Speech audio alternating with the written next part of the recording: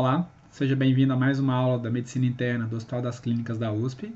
O meu nome é Bruno Alvim, sou médico da equipe dos hospitalistas e da clínica médica do Hospital das Clínicas. Hoje nós vamos abordar linfadenopatia, mais voltada na abordagem diagnóstica. Essas aqui são algumas das referências que eu utilizei para montar a nossa discussão.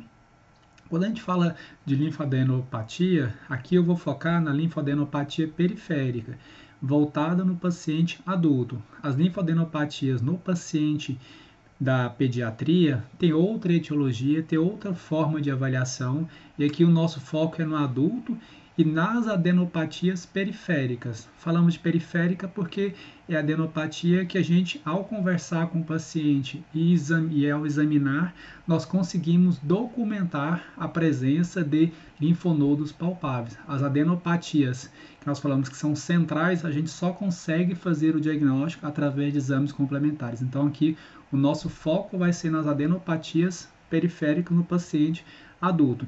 Esse é um grande dilema que existe. O que nós devemos fazer frente a um paciente que, sem nenhuma queixa, acaba se palpando um linfonodo? Isso é muito comum, principalmente na área médica, em acadêmico de medicina, no terceiro, quarto ano, durante as aulas de semiologia e propedêutica, que ao fazer a avaliação do pescoço, ele acaba palpando um linfonodo, e é muito comum isso gerar uma dúvida do que deve ser feito com a palpação desse linfonodo. E o mais comum que isso acontece é na região de cabeça e pescoço. Então, como deve ser a investigação dos pacientes que apresentam linfonodos sem mais nenhuma alteração? E nós vamos abordar isso na nossa discussão hoje. Isso é importante porque o exame padrão ouro na investigação desse paciente, na maioria das vezes, é a biópsia. Só que a gente tem que ter um pouco de cuidado porque a minoria dos pacientes eles vão precisar de biópsia na investigação de adenopatias periféricas. Então, tem que ter uma indicação muito precisa quando eu vou realizar biópsia. E geralmente as biópsias elas são indicadas principalmente para doenças oncohematológicas e doenças granulomatosas. As outras doenças, de um modo geral, as adenopatias são adenopatias por manifestações sistêmicas e geralmente adenopatias reacionais. Então, na grande maioria das vezes, a biópsia é mais direcionada para esse perfil de hipóteses diagnósticas. E é importante a gente ter em mente que, dependendo de onde que esse paciente procura atendimento médico, o número de adenopatias que são biopsiadas e que dão achados compatíveis com malignidade é um número muito pequeno. Existe divergência nas literaturas, eles colocam como adenopatias periféricas crônicas, e o crônico aqui é um pouco divergente, acima de 1 mês, acima de 3 meses, um número muito pequeno, e aí quem acompanha principalmente unidades básicas de saúde, serviço de atenção primária, tem trabalhos que colocam que menos de 1% desses pacientes apresentam, durante a investigação de adenopatias, algo compatível com doença oncohematológica. E já nos serviços terciários e secundários, que o paciente procura atendimento médico com queixa de adenopatias, com achado de adenopatias, existe a possibilidade de até 5% desses pacientes, durante a investigação, confirmar-se um diagnóstico de doença infecciosa, e até 18 a 25% desses pacientes podem apresentar, durante a investigação, um diagnóstico de doença oncológica. Mas isso a gente precisa tomar um pouco de cuidado, porque principalmente onde não tem acesso à unidade básica de saúde, em que a atenção primária é deficitária, esses pacientes acabam procurando, mesmo que com baixa probabilidade, acabam procurando atendimento médico, e aí nos atendimentos em unidades de pronto-socorro existe um número maior de pacientes com baixa probabilidade de ter doença oncológica, mas que acabam procurando esse atendimento médico. Então, a gente precisa ter um pouco de cuidado com relação a essas porcentagens de doenças oncológicas e doenças não oncológicas. E a dúvida que fica é: quais informações na avaliação médica devem ser levadas em consideração para prosseguir a investigação? Ou seja, achei um linfonodo, quando que realmente eu devo prosseguir a investigação? E aqui eu vou falar inicialmente sobre um pouco da anatomia e das definições. Então, a gente considera, diante da avaliação anatômica, adenopatias periféricas. Elas basicamente estão localizadas cabeça e pescoço, axilares, trocleares, e depois nós vamos falar de inguinais e poplíteos. Mas com relação à anatomia, seja eles linfonodos cervicais, supraclaviculares, axilares, trocleares, inguinais e poplíteos, o que a gente sabe? Que mais ou menos os linfonodos eles têm uma média, em média, de até 1 centímetro. Isso são características que geralmente acontecem, sendo que os linfonodos inguinais eles podem chegar até 1,5 centímetros. Isso teoricamente é fisiológico. Esses linfonodos eles são maiores na infância e adolescência, eles tendem a regredir de tamanho na vida adulta e eles podem ser caracterizados como linfonodos adenopatias localizadas ou adenopatias generalizadas. O que seria uma adenopatia localizada? Especificamente localizada ou na cadeia cervical, axilar. Agora, o que seria uma adenopatia generalizada? Quando pega 2 ou mais cadeias. Por exemplo, cervical e axilar. Lembrando que supraclavicular ele faz parte da adenopatia cervical. Então, aqui basicamente a cervical, e a adenopatia cervical ela pode ser anterior e posterior, anterior ao esternocleidomastoide e posterior ao esternocleidomastoide. Então aqui cadeia cervical, nós vamos falar um pouquinho sobre auricular, retroauricular, supraclavicular, axilares. Outro tipos de linfonodos que fazem parte dos linfonodos periféricos são os linfonodos epitrocleares e os linfonodos inguinais. Existem também os linfonodos poplíteos que nós não vamos levar em consideração porque praticamente não tem relevância clínica. O mesmo também praticamente não utilizamos na prática a palpação dos linfonodos epitrocleares. E o que é importante? Muito das pessoas antigamente tratavam os linfonodos, a palpação de linfonodos, principalmente linfonodos cervicais, como sendo quase que patognomônico de sinal de tuberculose, que era o escrófilo. E era bem antigamente, as pessoas entendiam que a palpação de linfonodo era quase que similar à tuberculose. Quando esse paciente não tinha confirmação de tuberculose, era quase que esse paciente era investigado para doenças oncohematológicas, carcinoma, linfoma, leucemia. Então, antigamente se colocava como doenças granulomatosas, basicamente tuberculose, sífilis e hanseníase ou oncohematológico. Então, isso mais ou menos em 1940, 1930, quase todas as investigações de linfonodos era basicamente voltado para esses tipos de doenças. E o que a gente sabe? Que nos atendimentos primários, a probabilidade de etiologias benignas devem ser levadas em consideração, principalmente diante de um contexto de infecções agudas, faringoamidalite, otite, infecções de peles e partes moles, artrite. Então, provavelmente, quando eu estou diante de uma palpação de um linfonodo, a primeira coisa que eu devo ter em mente se eu estou diante de uma infecção viral. E quando nós dividimos as adenopatias, elas podem ser alocadas em localizadas e generalizadas. As adenopatias localizadas, por exemplo, na região cervical, elas podem ser anterior ou posterior. Então, anterior ao esternocleidomastoide e posterior ao esternocleidomastoide. O posterior ao esternocleido, ele é anterior ao músculo trapézio. O que eu tenho que ter em mente? Que os linfonodos palpáveis anterior ao esternocleidomastoide, principalmente linfonodos cervicais, eu preciso ter em mente que podem ser infecções de cabeça, pescoço e cavidade oral.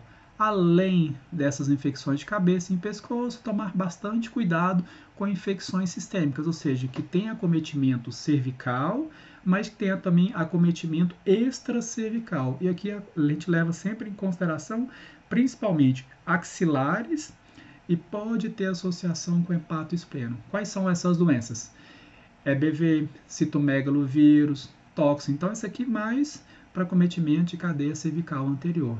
E para cervical posterior, também infecções de cabeça e pescoço, Epstein-Barr, e aqui a gente começa a pensar em duas possibilidades, tuberculose e linfoma. E aqui qual que é o alerta, qual que é o cuidado que eu preciso ter diante de um linfonodo palpável na cadeia cervical? A idade, se esse paciente tem ou não tabagismo, no caso clínico, e as características do linfonodo que nós vamos comentar mais para frente. Então, com relação à cervical, localizado basicamente na região cervical, é isso que eu preciso ter em mente. Quando eu coloco como pré-auricular, e aqui basicamente são esses linfonodos, temos que ter em mente que o pré-auricular ele faz a drenagem da conjuntiva, da aurícula, do canal auditivo externo e do couro cabeludo. Então, toda vez que eu estou diante de uma palpação deste linfonodo, geralmente superior a 1,5 cm, eu preciso ter em mente que isso pode ser, provavelmente, uma conjuntivite, uma otite externa, e que a gente acaba olhando em alguns relatos de casos, não tem uma boa correlação, que é a doença da arranhadura do gato, que tem essa correlação com palpação do linfonodo pré-auricular. Já o linfonodo pós-auricular, ele drena o quê? Couro cabeludo. Então, o que eu preciso ter em mente? Se eu estou palpando esse linfonodo pós-auricular, o que chama atenção se eu estou diante de infecção do couro cabeludo. Além de infecção do couro cabeludo, se esse paciente tem uma doença xantemática, o que nos pode vir a nossa, como hipótese diagnóstica, a presença de rubéola. Já nas adenopatias hospitais, a drenagem é de quem? Do couro cabeludo. Hipótese diagnóstica, infecção do couro cabeludo. Então, basicamente, os linfonodos hospitais fazem a inserção do esternocleidomastoide, a parte mais posterior, e do músculo trapézio e grande dorsal. Ele pode inserir aqui bem na palpação dos linfonodos suboccipitais. Com relação ao linfonodo supraclavicular, é um linfonodo periférico, pertencente aos linfonodos cervicais. Entretanto, toda vez que eu estou diante de um linfonodo que eu palpo supraclavicular, aqui eu deixo um alerta e nós vamos comentar mais para frente por que eu tenho que ter esse cuidado. Então, é um linfonodo periférico, faz parte da cadeia cervical, porém tem um alerta quando eu estou palpando, eu consigo palpar esse linfonodo supraclavicular. Ele geralmente fica atrás da clavícula, e uma das formas que a gente pode tentar aumentar a nossa percepção desse linfonodo é pedindo para o paciente para realizar a manobra de Valsalva. Ao realizar a manobra de Valsalva, aumenta a pressão intraabdominal, faz com que eleve a cúpula diafragmática e o ápice do pulmão, ao elevar, torna-se mais saliente o linfonodo supraclavicular. Então, palpei linfonodo supraclavicular, independente ou não se o paciente tem alguma queixa, eu preciso ter esse certo cuidado para pensar em acometimentos de doença oncológica. Além dos linfonodos supraclaviculares que fazem parte do periférico, temos linfonodos axilares. Os linfonodos axilares, eles drenam membros superiores, parede torácica e mama. Toda vez que eu palpo um axilar, a primeira coisa que eu tenho que procurar se esse paciente não teve infecção dos membros superiores. Muito cuidado com porta de entrada, principalmente em unha, lesões de pele. Na ausência de lesões nos membros superiores, atentar para a neoplasia. E neoplasia que chama atenção com linfonodo axilar, neoplasia de mama e pulmão. Então, tomar esse cuidado com palpação de linfonodos axilares. E quando eu falo de adenopatias localizadas, nós vamos falar mais para frente o que caracteriza um linfonodo que eu tenho que ter um pouco mais de cuidado na investigação. Então, todo linfonodo que eu palpo, eu preciso ter cuidado? Nem todo, mas tem algumas características nos linfonodos que sugerem malignidade. Outra adenopatia, que a gente coloca como periférica e localizada, são as adenopatias ingrinais, que elas drenam basicamente membros inferiores e pelve. E frente à palpação de um linfonodo inguinal, eu preciso procurar infecções de membros inferiores, atentar para infecções sexualmente transmissíveis e neoplasias de cavidade pélvica. O mais comum é procurar infecções de membros inferiores. E aí, dependendo do contexto clínico, procurar ou não presença de doença oncológica. É o último linfonodo frente à investigação de adenopatias em que eu vou realizar o exame padrão ouro na maioria dos casos, que é a biópsia. Então, esse é um linfonodo que praticamente a gente evita ao máximo biopsiar, a não ser que tenha algumas características que nós vamos comentar mais para frente. E com relação às adenopatias generalizadas, ou seja, que acomete mais de 2 segmentos. O que eu preciso ter em mente? Que provavelmente eu estou diante de doenças sistêmicas. A adenopatia é mais um dado positivo na anamnese e no exame clínico, ou seja, o paciente tem várias outras manifestações ou várias outras queixas associado a um quadro de adenomegalia.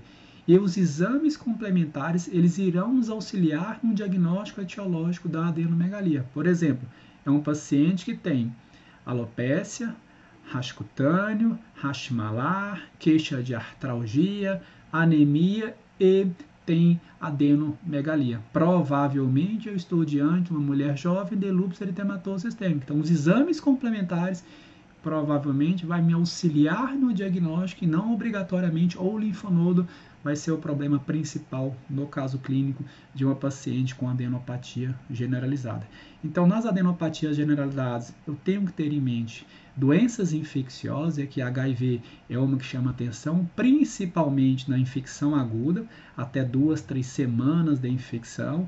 Geralmente é mais linfonodo axilar, cervical e hospital, que acontece mais nessa fase inicial. As micobactérias, tuberculose ou não tuberculose, o linfonodo mais característico é o linfonodo aqui, o linfonodo cervical, e aí toma bastante cuidado que a segunda forma de manifestação mais comum da micobactéria tuberculose é acometimento ganglionar. Então, primeiro é pulmonar e o segundo mais comum é o ganglionar. E o ganglionar mais comum que esses pacientes apresentam é acometimento cervical. Então, geralmente, é um linfonodo cervical que vai aumentando progressivamente de tamanho sem tantas manifestações clínicas. É a presença apenas de linfonodo sem tanta manifestação clínica. Quando tem linfonodos generalizados no paciente com suspeita de tuberculose, geralmente a gente acaba pensando em tuberculose miliar. Outra infecção que a gente lembra são as mononucleoses, geralmente tem associação com linfonodos cervicais posteriores, ou seja, atrás do esternucleido mastoide, associado a um quadro de febre e faringoamidalite. Além das doenças infecciosas, tem as doenças autoinflamatórias e doenças autoimunes, e aqui síndrome de Sjögren é uma que a gente acaba comentando. Até 50% dos pacientes, quando vão fazer o diagnóstico, têm adenomegalia, sendo que 90% dos pacientes que têm adenomegalia, o acometimento é cervical. Sarcoidose é outra doença que também é associada com presença de adenomegalia, e aqui o que é interessante, é a adenomegalia não periférica. A maioria dos pacientes com sarcoidose, o acometimento é pulmonar, e os linfonodos geralmente são hilares e mediastinais, são os mais frequentes. Entretanto, até 40% dos pacientes com sarcoidose têm acometimento periférico. Engraçado, outra doença que a gente vê com bastante frequência no nosso dia a dia, com presença de adenopatias generalizadas, lúpus eritematoso sistêmico. Isso acontece mais na fase inicial da doença, geralmente acomete linfonodos cervicais, axilares, inguinais, e a presença de adenomegalia generalizada frequentemente está associado com sintomas constitucionais, febre, perda de pelo, acometimento cutâneo e a presença de anti-DNA dupla hélice positivo. Então, é uma manifestação sistêmica em que o linfonodo, basicamente, ele é só apenas mais um dado no contexto clínico de uma hipótese diagnóstica de lúpus eritematoso sistêmico. Então, falamos de doenças infecciosas, doenças autoinflamatórias e doenças autoimunes. Lembrar de adenopatias generalizadas, a presença de medicamentos, E aí, quando eu falo de medicamentos, existe uma lista imensa de medicamentos. Pensei em medicamentos, além de linfonodos, de adenopatia generalizada. Quando tem medicamento na jogada, procure ver se tem história de febre, artralgia, exantema e o acometimento de adenomegalia.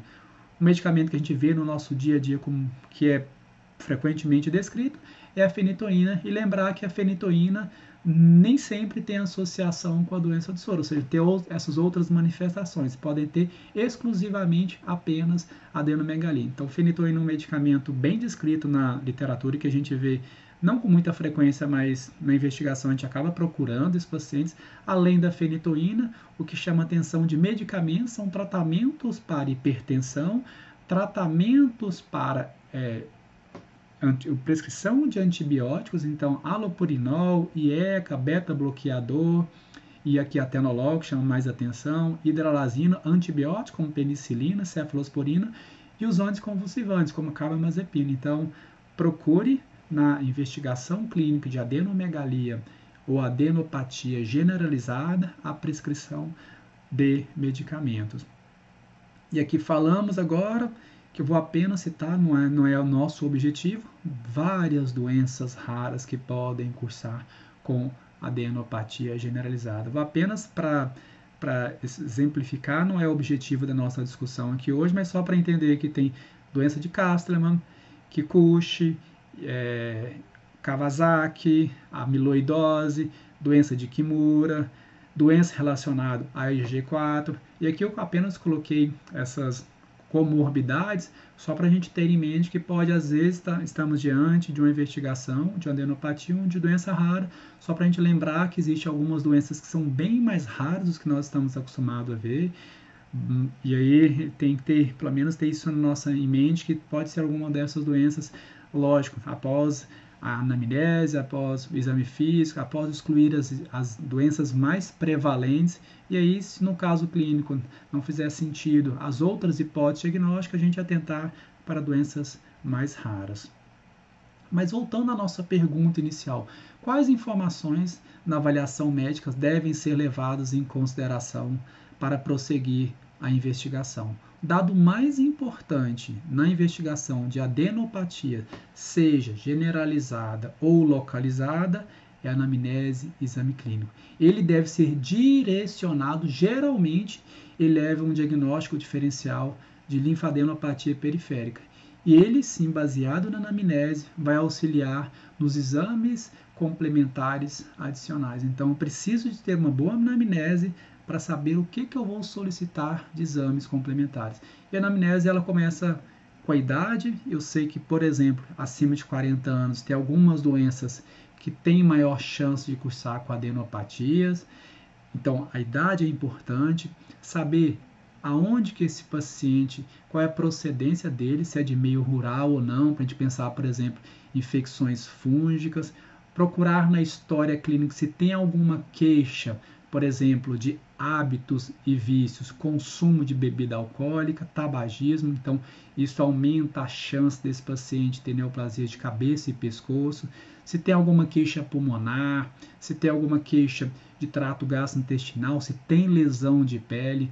Uma das coisas que a gente observa sempre que vai procurar adenopatia generalizada é acometimento de pele, pensando principalmente em melanoma. São coisas que a gente, às vezes, no nosso dia a dia não presta tanto atenção. Então, procurar lesões de pele, ver se tem queixas articulares para pensar em doenças autoinflamatórias e doenças autoimunes. Então, a anamnese ela deve ser direcionada para procurar demais dados além da adenopatia. Mas, após a anamnese e exame físico, o que tem de relevância, procurando no caso clínico do paciente, que aumenta muito a nossa chance de eu estar diante de um linfonodo com características de malignidade? O que eu preciso ter de dados que tem melhor razão de verossemelhança nesses pacientes, que aumenta a probabilidade deste paciente ter uma adenopatia que necessita de investigação? Então, já começo pensando, por exemplo, idade, acima dos 40 anos, é um dado que sugere para a gente um cuidado maior. Paciente que está perdendo peso é outro dado. Linfonodo supraclavicular é outro dado que pontua bastante. Com relação às características do linfonodo, quanto maior o tamanho do linfonodo, isso é importante. Pacientes que o linfonodo tem uma rigidez muito importante, então a textura do linfonodo é importante, se ele é aderido a planos profundos. Olha como é que a razão de verossemelhança, quanto pontua aqui, ser fixo, aderido a planos profundos. Então, são dados que a gente tem que procurar antes de examinar a idade, se está perdendo peso, e depois eu vou examinar o linfonodo para ver se tem essas características. A localização, qual é o tamanho, se ele é duro, se ele é aderido a planos profundos, isso chama atenção. E aí depois tem um score que a gente pode utilizar, levando em consideração da parte radiológica, o que sugere ou não esse linfonodo ter algumas características de malignidade. E é uma pontuação que aqui eu não vou levar tanto em consideração, mas leva basicamente o tamanho do linfonodo na avaliação radiológica, isso pode ser por tomografia ou por ressonância, a consistência do linfonodo, se ele é regular, se ele é ovalado. Então, tem várias características que aumentam a probabilidade desse linfonodo apresentar acometimento neoplásico. Então, essa pontuação também é extremamente importante na avaliação de adenomegalia. E aí, o que leva em consideração? Então, basicamente, o tamanho do linfonodo é importante. Além do tamanho do linfonodo, avaliar no score desses pacientes se eles apresentam ou não prurido, se esse linfonodo é supraclavicular, se ele é duro ou não, se ele é aderido a planos profundos ou não. Então, eu posso caracterizar, ver quais são os dados que aumentam, e diante desses dados positivos, qual que é a minha probabilidade de estar diante de um linfonodo com características de malignidade. E um dado que é interessante é o que mais aumenta a probabilidade e o que menos, e o que mais tira a probabilidade na investigação desses pacientes. Veja só, o quanto pontua linfonodo supraclavicular ou linfonodos que são bem aderidos, praticamente 2 a 3%, 2 a 3 pontos, aqui entre 3 pontos. Olha o quanto o score, quanto ele pontua muito. Então, a razão de verossemelhança muito interessante para a gente levar em consideração o que eu vou procurar como probabilidade desse paciente apresentar uma adenopatia, principalmente por doença oncohematológica e ou doença granulomatosa. É o que mais acaba pontuando no score.